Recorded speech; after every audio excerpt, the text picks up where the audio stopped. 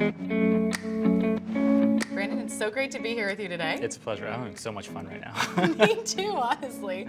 So let's start off by talking to me about exactly what Meow does. Meow is a high-interest banking platform. So it's like, look, if you go to Costco, you feel like you're getting a good price, right? The reason that happens is because Costco basically went to bat for you with their suppliers. They beat them down on price. They got you a good price, regardless of how rich you are.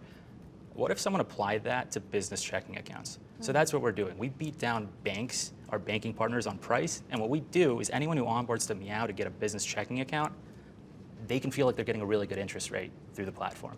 And how exactly are you doing that? So there's only been a few companies that have ever successfully attracted business banking deposits as a fintech facing the startup market. And so we had a lot of social proof with us when we went to these banking partners. So we said, look, guys, if you guys give us a really good rate, we'll attract more customers to use your platform. And they said, okay, fine, let's see what you can do. And thankfully, we crossed over $1 billion in assets on the platform through that. So that's why we had leverage here. Very cool. Yeah. Now, take me back to the beginning. I want to hear all about your founding story. Yeah, so my co-founder and I, we wanted to start a company our whole lives.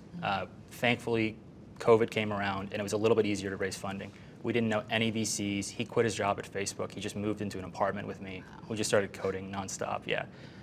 Thankfully, we got our first check, an investor who believed in us, and one thing led to another. We built a great team, and we built a good company since then, thankfully.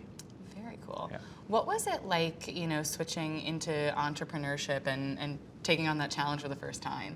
It was terrifying, Yeah. I mean, quitting our jobs and not having any kind of fallback, any income, any plan really was kind of scary.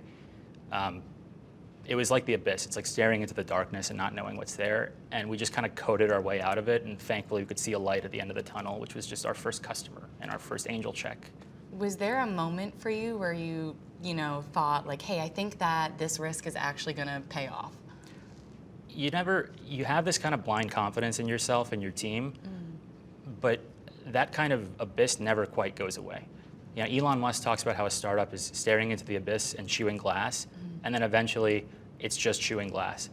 So that's the best we can hope for on any given day, is just chewing glass daily. That's a good way to put Yeah, it. seriously. Very visual. Yeah, exactly. What's been the most challenging part about running Meow?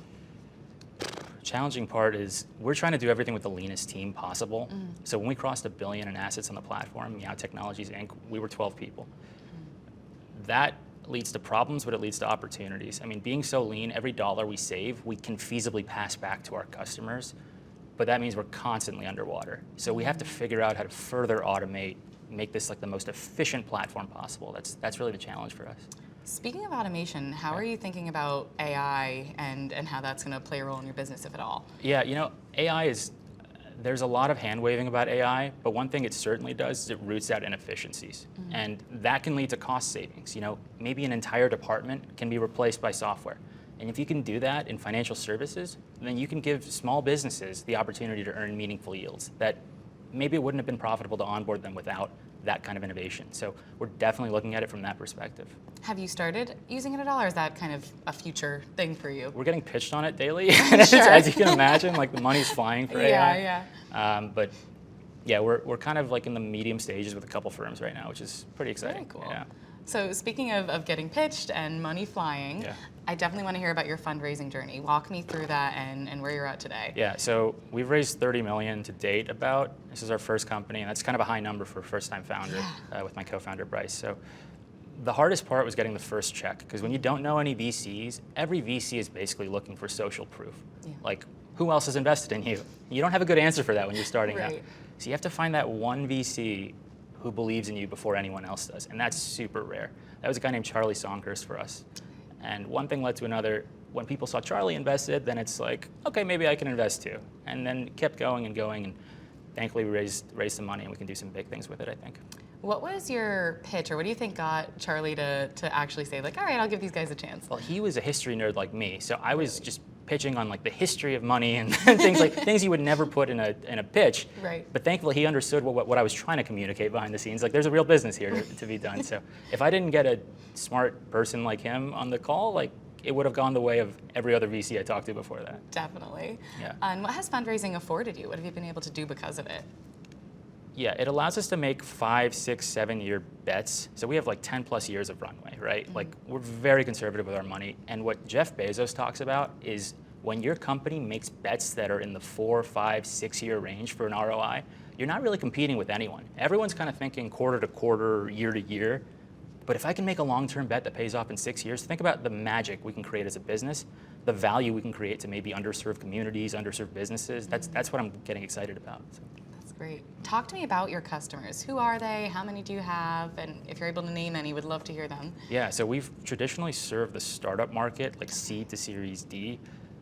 Our backers never thought that we'd be able to get to the traction that we have, thankfully, but we've gotten there.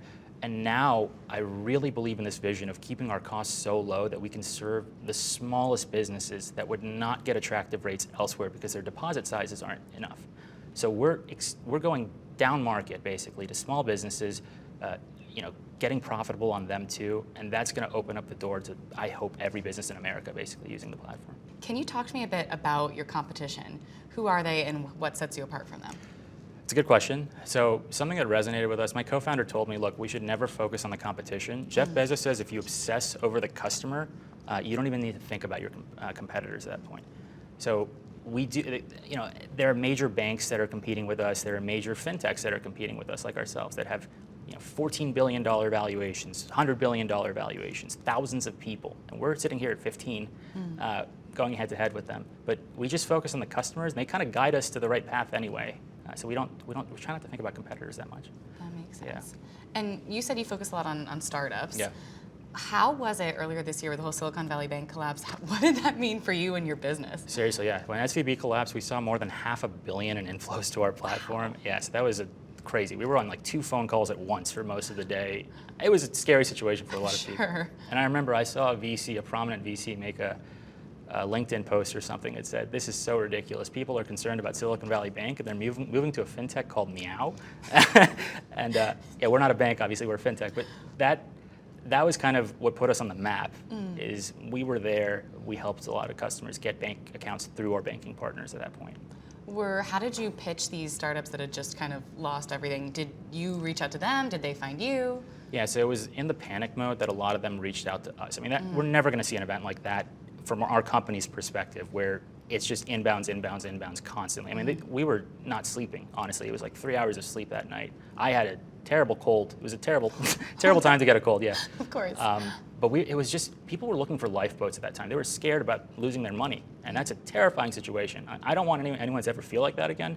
But yeah, that was definitely a moment where Meow was no longer just a funny name, but it was a meaningful company for a lot of people. Well, that's a perfect segue. Tell me about how you came up with the name.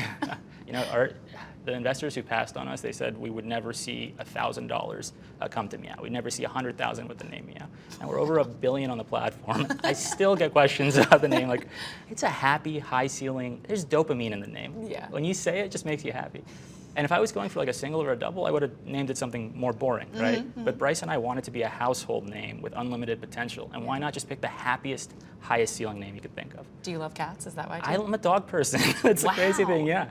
I like cats, yeah, they're fine. Yeah. I like the word meow, though. I respect them. It's a great word. Yeah, I'm happy when I say it. So what's it been like to be a young entrepreneur, especially in a finance industry where it's a very old industry? Have you had any imposter syndrome, or how does it feel? Yeah, it's a very good question. So when you we partner with banks, right? So we're not a bank ourselves. And a lot of the banks are run by, let's say, traditional folks who are a little bit skeptical about technology and newcomers, et cetera. So that's kind of doubly the case when your name is Meow Technologies, Inc. But we've kind of beaten that down by showing that we can bring value to customers and attracting deposits for these banks. And the partners get it over a period of time. So I think everyone's kind of willing to adapt to the new age, and that's been really positive for us. Very cool. What would it take for you to sell your company, and is that your goal? It's not my goal to sell the company. What excites us at Meow is impact. So we want to become like the single gateway for businesses that are trying to access high-interest bank accounts through our banking partners, anywhere in the globe. And what gets us really excited is not hiring 1,000 people, hiring 2,000 people, like high valuations. It's getting our costs so low that we can onboard companies by the skin of our teeth profitable unit economics on them and serve them, whereas another bank maybe wouldn't have. Maybe they wouldn't have given them that high of an interest rate because it wouldn't be profitable. We want to be maniacally obsessed about our costs and get access to everyone, this platform. Excellent. Do you have any plans of expanding globally, or where's your reach right now? Yeah, so we just expanded into the UK actually. Oh, great. Yeah, we're working with a lot of the high net worth companies there for some of our offerings. And again, we start kind of up market in the startup world, like seed to Series D. We kind of use those revenues to then go down market and serve these more underserved businesses. Gotcha. That's what really excites us. Yeah. Very cool. Is there one business rule that you always operate by no matter what? I'd say there's two. Okay. One is don't take existential risks. If you stay in the game, you win in the game. If you think about all the companies that failed like publicly in the past 3-4 years, they shot themselves in the foot by being greedy. Not being greedy is a superpower. If you just stay in the game, you don't take existential risks, good things happen. And the other rule is just obsess over your customer, do right by them. Jeff Bezos, again, says there's never any misalignment between shareholder value and customer satisfaction in the long run. So if you do right by your customers, you can only become a $1 trillion company if they give you their explicit permission. They will make you the $1 trillion company if you do right by them. It's up to them. So those are the two things that we live by, and it's thankfully worked to us. Talk to me about a hard situation you may have faced either with a customer, an employee, and how you overcame that and went through it. I had a lot of pressure to spend the money that we raised, as you can imagine. So we haven't touched a penny of our 22 million Series A over a year and a half ago, which is really unusual. Yeah. People will pressure you to, so you got to spend to grow. How are you going to spend? How are you going to grow if you're not going to spend? We got that from a lot of potential investors. A lot of our investors understood. We wanted to be super conservative because we kind of saw the market. We saw where the ball was going. We saw a bear market coming around the corner, like we're in right now. But thankfully, like we have a good investing base. They understand us. They trust us. We've delivered for them. So that's been the biggest pressure we faced to date. Is there any advice you would give your younger self the day before you started your company that you wish you knew now? That's a good question.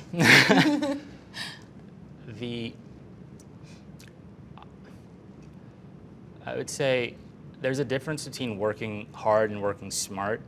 I had a tendency to want to scrub, like read every word of every textbook, transcribe it onto a notebook to prove that I understood it, right? Just like ridiculous things like that. Yeah. I felt like the longer hours I worked on something, the more it demonstrated like my knowledge on it. There's ways to be more efficient with your time without kind of hurting yourself over it. So I'd say time management's a big one, something that you have to learn as a founder ultimately. So what's next for you? Tell me about any exciting updates or news, and what are you looking forward to from Meow in 2024? It's such a simple like business model. Like, there's an email of me that's floating around where I told one of our investors when we had like 5 million in assets on the platform that I'm not going to be happy until we had $1 billion. And we crossed $1 billion, and now I'm telling people I'm not going to be happy until we have 10 and then 100. What excites me is not getting whales on the platform. It's getting smaller and smaller businesses that can actually move the needle for them financially that are potentially underserved. I want to serve every small business in the world, in America, starting with America. And I just want to keep growing this thing, just make meow. I want people to meow all over the world. I want to hear that word everywhere. It just lights me up when I say it. Even like, I like it too. And like, how do you look at marketing then for your company? Are you one of the subway ad peoples, or how do you go about that? We don't believe in billboards is the thing. Okay. Like we think every penny we spend on like marketing and ads like could be a penny that goes in the customer's pocket. Right. So thankfully we've got a lot of word of mouth. It's a name you don't forget. So that really helps. The t-shirts, really soft, and they say meow on them, so people wear them. They actually like do marketing for us when we just spend like $10 on a t-shirt. Interesting. Yeah. Okay.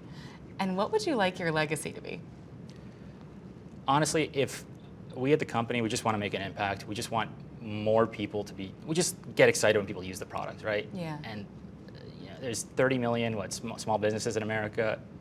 Having people use Meow to access bank accounts through our platform, I mean, that would just light me up if every business was using us. I mean, that's a great legacy to have. Absolutely. Well, thank you so much, Brandon. I appreciate you being here with me. Thank you. I had a blast. Yeah.